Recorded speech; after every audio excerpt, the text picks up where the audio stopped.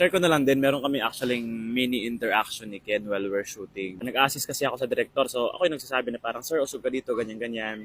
Tapos si Ken, binibisaya ko kasi. Usbog diri. Sabi ko, usog ka dito, sir, usog ka dito. Sabi niya, Bisaya ka rin?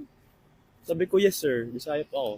Yun lang yung nasagot ko nun. Pero deep inside, parang, alam mo yung parang,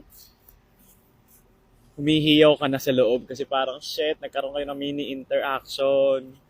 Diyos ko Lord, pwede bang sumigaw? Pero syempre hindi, kasi andun yung mga executives, mga boss namin, di ba? So, kasi guys, alam nyo, ang dami ko nang nakatrabaho sa media industry na hindi naman gaano sikat. Yun po yung mga attitude. As in talagang literal na diva. Hindi sikat, hindi kilala. Yun po yung maaangas, tsaka ma-attitude.